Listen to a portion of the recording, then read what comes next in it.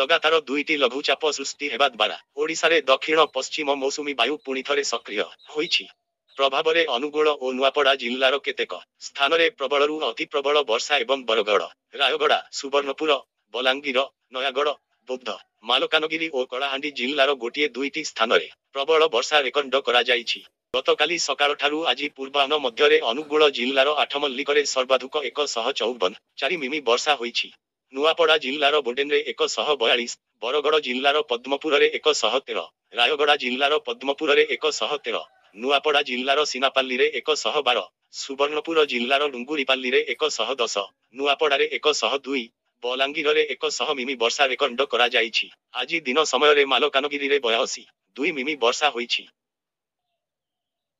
आभ्यंतरीण ओडिशा और संलग्न छत्तीसगढ़ उपरे एक चिह्नित लघुचाप क्षेत्र रहिथिबारु आसंता 3 दिन पर्यंत राज्यर विभिन्न जिल्लारे प्रबल वर्षा रहिब। सोमवार सकाळ सुद्धा कलाहांडी, कोरापुट, नवरंगपुर, मालकानगिरी समेत पश्चिम ओडिशारे प्रबल वर्षार संभावना रहिछि। 23 तारिखरे केन्द्रापड़ा, भद्रक, बालेश्वर, जाजपुर, केन्दुझर, मयूरभंज, सुंदरगढ़, झारसुगुड़ा, बरगड़, संबलपुर एवं 24 तारिखरे दक्षिण और उत्तर ओडिशारे वर्षार प्रभाव रहिब।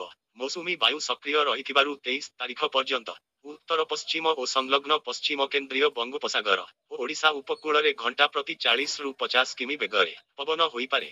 समुद्र अशांत रहिबाकु बारु मत्स्यजीवींकु 23 तारिख पर्यंत एही अंचलकु न जिबाकु परामर्श दिया जाइछि। तेबे ओडिशारे एबे मध्य नियंटिया वर्षा लागि रहिछि। जून पहिलारु आजि मध्यरे ओडिशारे 434 1 मिमी वर्षा हेबा कथा, मात्र एबे सुधा 359 5 मिमी वर्षा होईछि। मालकानगिरीरे बहु अधिक परिमाणर वर्षा होइथिबा बेले 13टी जिल्लारे स्वाभाविक और 16टी जिल्लारे नियंटिया वर्षा स्थिति रहिछि।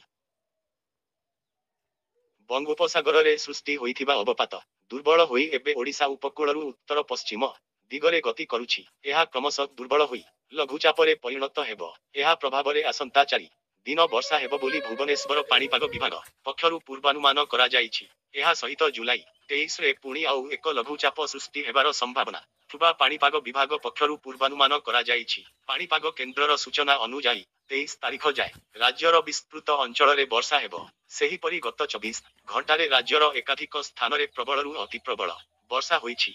मालकानगिरी जिल्ला खैरपुट ब्लकरे सर्वाक 221 मिमी वर्षा होईछि। मालकानगिरी जिल्लारे 190 मिमी, नवरंगपुररे 70 1 मिमी, कोरापुटरे 67 4 मिमी वर्षा होईछि। चित्रचिकोंडा, कुरकुंडा, खैरपुट और कालीमेला भली 4टी ब्लकरे 200 मिमीरु अधिक वर्षा होईछि। स्वतंत्र रिलीफ कमिशनर एआर सिंह सूचना अनुसार प्रबल वर्षा जोगु मालकानगिरी और नवरंगपुर जिल्लार एकाक स्थानरे रास्ता और पोल वर्षा पानीरे बुड़ी जाइछि। पोटेरु नदी जलस्तर बढ़िबा जोगु 326 नং जातीय राजपथ जलमग्न होईछि। बन्या पानी माड़ी आसिबारु कन्याश्रम सेतु और चल्लागुड़ा सेतु बुड़ी जाइछि। पदिया और कालीमेला रास्ता मध्य विच्छिन्न होई जाइछि।